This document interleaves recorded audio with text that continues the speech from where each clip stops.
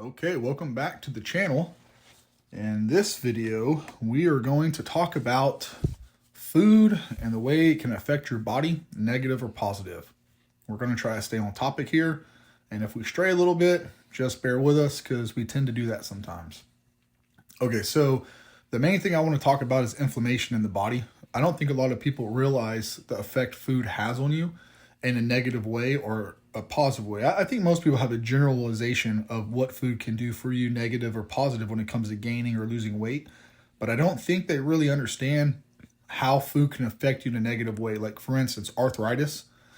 Most of arthritis is actually caused from irritation of the intestinal tract. So whenever you eat certain foods, especially like canola oil, sunflower oil, these type of oils, especially canola oil, it causes gastral distress, and that causes inflammation in the stomach and in the intestines, which actually causes it to send out through the body.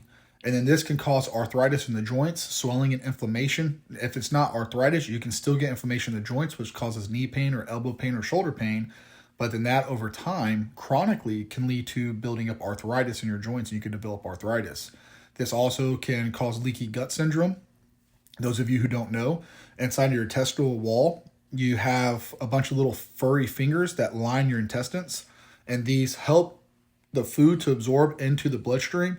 And if you eat bad foods for so long, they get lazy. Then what happens is, before the food is ready to be absorbed into the bloodstream, they allow food to bypass into the bloodstream before it's ready. And it's called leaky gut syndrome. And this can cause a lot of health issues like loose bowels, irritable bowel syndrome, especially. That's a huge one. They could cause nausea, vomiting. Like it could cause a lot of issues with your body, a horrible, horrible health issue to have. It takes about 6 to 9 months to correct most problems caused by diet.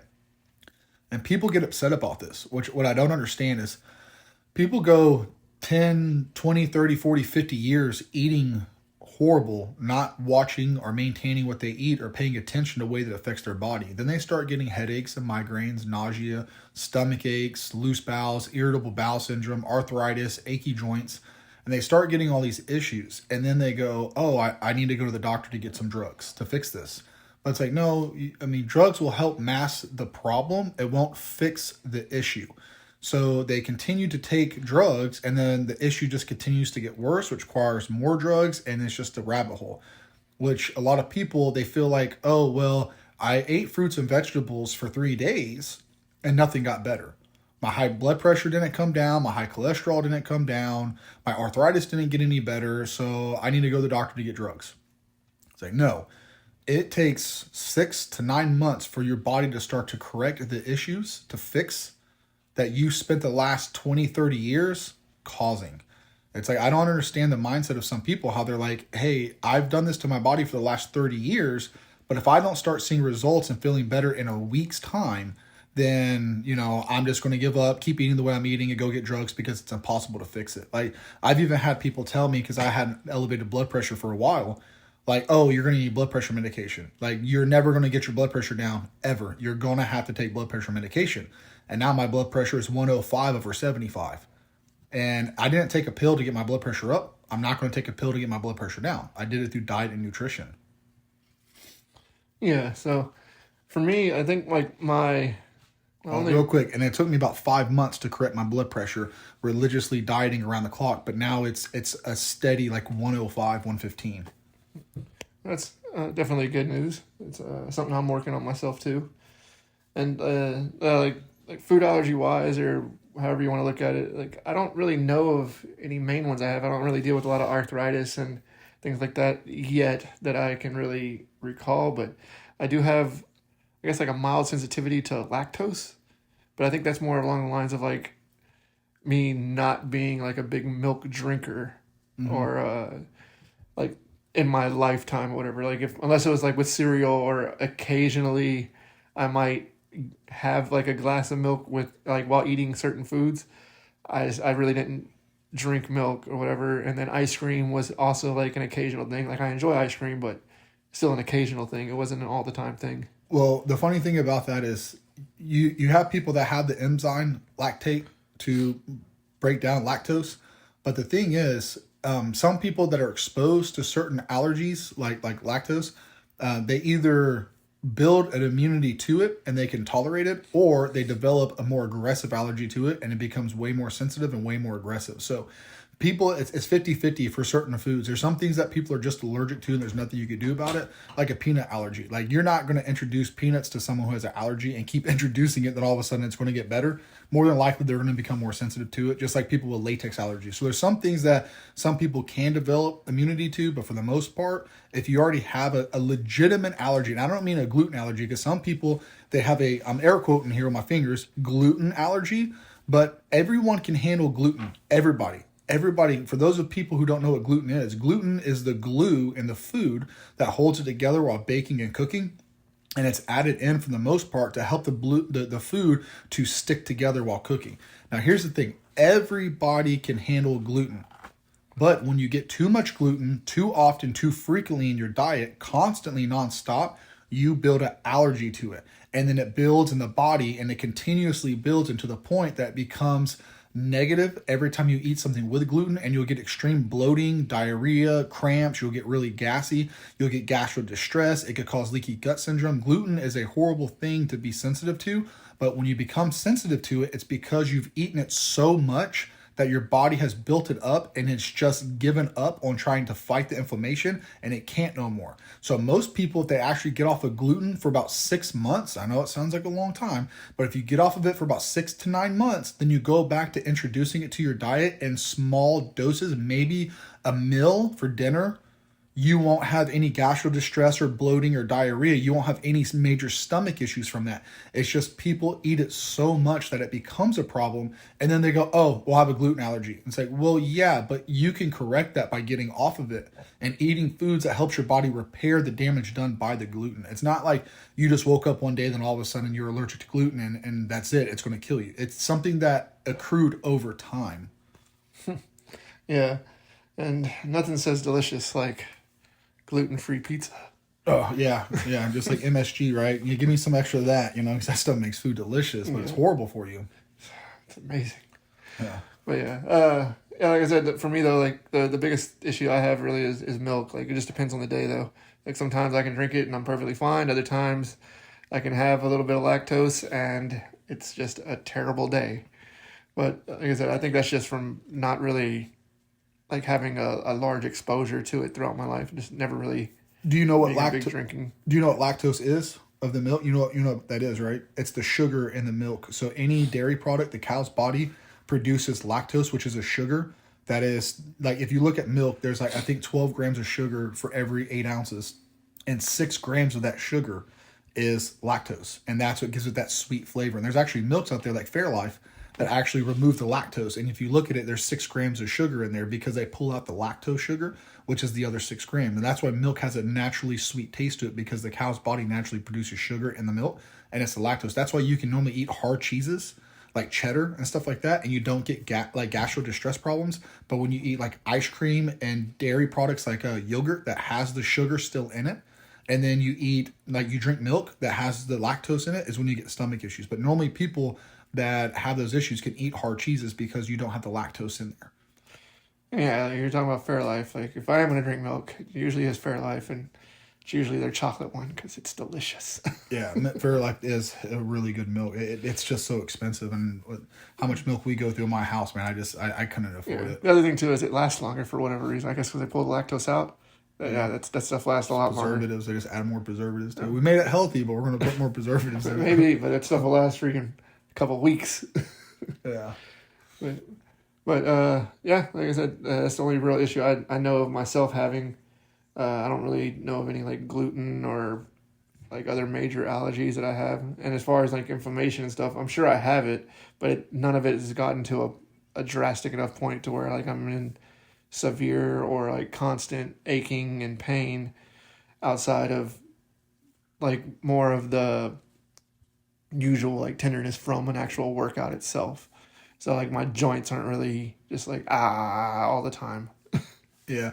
And like I said, it can affect you not just only your joints and arthritis, but a bunch of other aspects of your life too. It can even affect you mentally. Like if the people that go on ketogenic diets or they go on carnivore diets or low carb, people talk about brain fog. Well, brain fog is because of your brain wants to run off of glucose. It's the preferred energy for your brain to work off of, and it takes a while for it to get used to working off of ketones. And for those of you who don't know what a ketone is stored fat in the body. And what it does is whenever your body metabolizes fat, it breaks it down into a ketone, which releases it into the bloodstream. And then your body uses that for energy in replace of blood sugar. And then it circulates through your system. And then when you exhale, you actually exhale the fat out of your body. And that's how fat actually leaves your body, is by exhaling it out. Now, you can't sit there and hyperventilate your fat away. You have to accelerate your heart rate. That's why zone 2 cardio and weightlifting is really good for weight loss, because it helps your body metabolize fat into the bloodstream for energy in the form of ketones, and then you exhale it out. Now, calories in versus calories out and total calorie surplus is the way to go about doing it. But for those that are wondering about keto and ketogenic and carnivore diets, that's legitimate. Like, a lot of people don't know that's the way fat leaves the body. They think it leaves through your waste and your stool or through urination or sweating, but it's not. It's actually exhaled. If you don't believe me, just look up how fat leaves the body. And there's a video where there's a scientist that exhales into a balloon and freezes it with nitrogen. And then it shows the fat molecules in the balloon after it was frozen down. He says when you put that under a microscope, it's the same genetic makeup as fat. And then you can't destroy or create matter. It's there.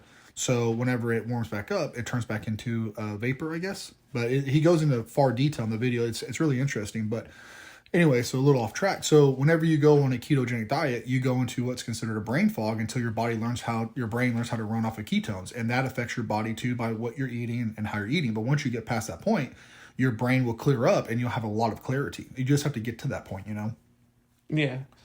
So it's a lot of good information. Like, I don't even think I knew a good bit of it because, well, like I said, I haven't really studied it quite as much as you have on certain topics. But yeah. So. Well, and then to go into a slightly different topic on the plus side to food, like a lot of people don't realize this too, but if you're experiencing any type of like constipation or any type of backed up, I guess, for lack of a better term, if you're backed up with constipation, you need to get magnesium. And magnesium is rich with like dairy, like yogurt and stuff like that, has a lot of magnesium. That's why people are like, oh, become active with Activia. Well, it has a lot of magnesium. You could just take a magnesium supplement if you don't want the yogurt because you don't like yogurt or you're sensitive to dairy. So you could do like a magnesium. Potassium helps lower blood pressure. You can get potassium in a lot of different fruits and vegetables. You actually get the most, I think, out of bananas. There might be other fruits out there that have quite a bit of potassium, but actually yogurt has a lot of potassium in it too. I think there's 200 milligrams for every 6 ounces.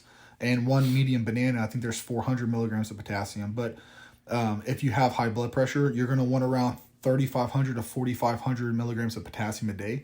So taking a supplement can help you get your requirements without having to eat so many calories and food to get that.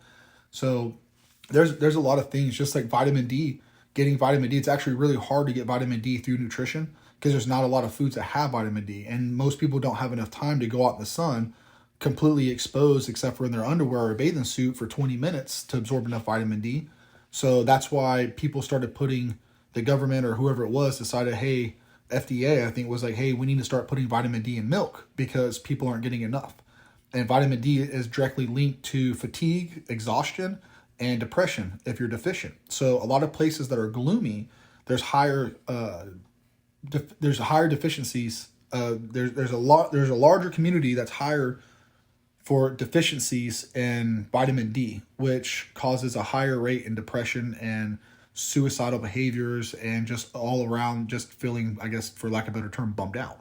So by supplementing vitamin D, you can actually get out of that funk or that mind fog or that fatigue or that exhaustion. And a good way to tell if you're very deficient in vitamin D is you'll get sweaty on the top of your head before anywhere else. I think it's called rickets. I can't remember.